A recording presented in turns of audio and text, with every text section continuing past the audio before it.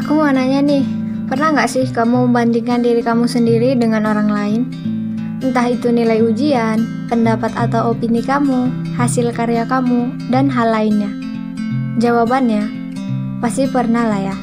Membandingkan itu sudah menjadi hal yang lumrah di kehidupan kita, atas apa yang kita punya dengan orang lain.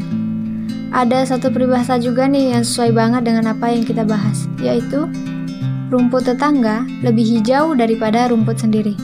Yang berarti, apa yang dimiliki orang lain selalu terlihat lebih baik dari milik sendiri. Nah, karena pemikiran kita yang seperti ini, maka timbullah keinginan untuk membandingkan apa yang dimiliki oleh orang lain dengan yang kita punya.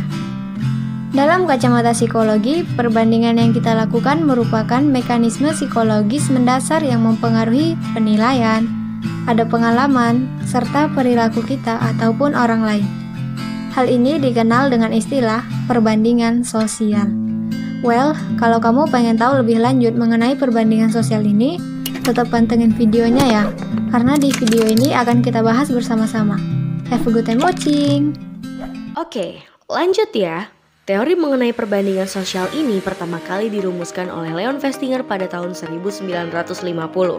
Si Festinger ini mengatakan bahwa perbandingan sosial adalah suatu proses saling mempengaruhi dan juga merupakan perilaku yang bersaing dalam kaitannya dengan interaksi sosial yang disebabkan karena adanya kebutuhan untuk menilai diri. Kebutuhan ini dapat dipenuhi dengan cara melakukan perbandingan antara diri sendiri dengan orang lain. Kemudian dalam pandangan Festinger ini ada dua hal yang cenderung diperbandingkan manusia, yaitu pendapat atau opinion dan kemampuan atau ability.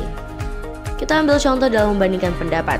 Di dalam suatu kelompok pertemanan ada Ani, Acha, Bella, dan Ica. Nah, si Ani memberikan pendapat agar mereka nantinya makan siang di kantin yang telah disediakan fakultas saja, menimbang karena waktu istirahat yang hanya sebentar. Namun Bella berpendapat bahwa mereka sudah terlalu sering makan di tempat tersebut sehingga menjadi bosan dan mengajak untuk makan siang di tempat lain saja yang jaraknya cukup jauh dari kampus. Untuk mengatasi hal ini, mereka mempertimbangkan dari kedua pendapat tersebut dan memilih dari salah satunya dengan kesepakatan bersama. Misal, dengan memilih untuk tetap makan siang di kampus namun di fakultas yang berbeda. Kemudian, dalam penelitian yang lain menunjukkan bahwa manusia dapat membandingkan diri dengan orang lain tidak hanya sekedar dalam hal pendapat dan kemampuan, namun juga dalam hal emosi, keyakinan, tata cara, kesehatan, kepuasan hidup, kekayaan, dan berbagai hal lainnya. Tertulis dalam Reeve 1989, Myers 2007.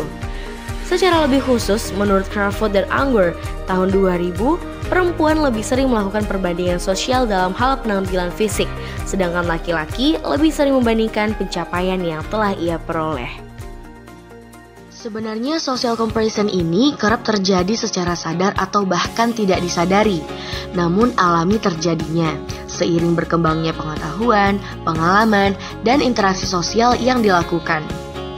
Karena melibatkan kata sosial, tentunya keterlibatan lingkungan sekitar dan orang lain di dalamnya turut berperan dalam melakukan social comparison ini. Nah, individu dapat memilih orang atau figur yang menjadi patokan yang berbeda-beda. Perbedaan inilah yang disebabkan karena social comparison ini dapat dilakukan dengan dua cara. Yang pertama, downward social comparison, yaitu membandingkan diri dengan orang lain yang memiliki level lebih rendah dalam hal yang dibandingkan. Nah, efek dari downward social comparison ini terhadap diri sendiri berupa hal yang positif dan negatif. Dan ini nih tergantung oleh diri kita masing-masing. Oke, mungkin kita bisa ambil contoh nih, misalnya kamu dapat nilai bagus. Terus kamu bertanya dengan teman sebangku dan ternyata nilainya lebih rendah daripada kamu. Nah, hal positif yang kamu dapatkan itu berupa kamu menjadi lebih bersyukur, meningkatnya self-esteem kamu, dan kamu juga lebih termotivasi dalam belajar untuk mempertahankannya.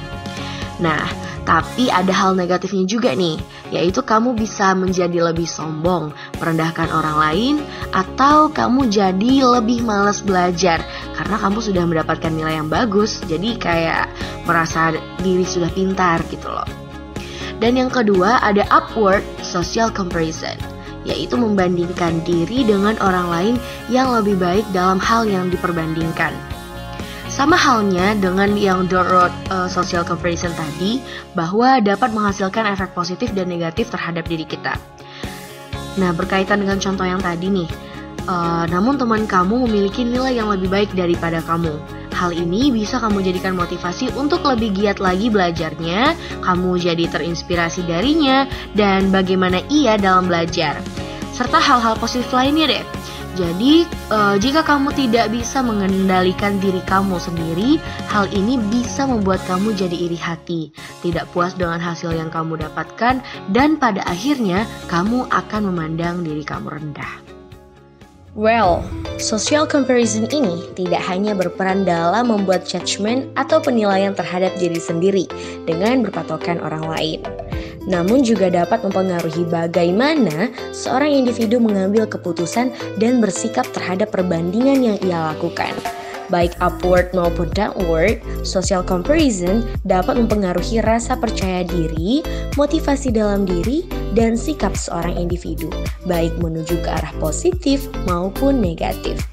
Maka, proses perbandingan yang dilakukan harus diperhatikan dan dikontrol dengan baik, agar membuahkan hasil positif bagi psikologis diri sendiri pula.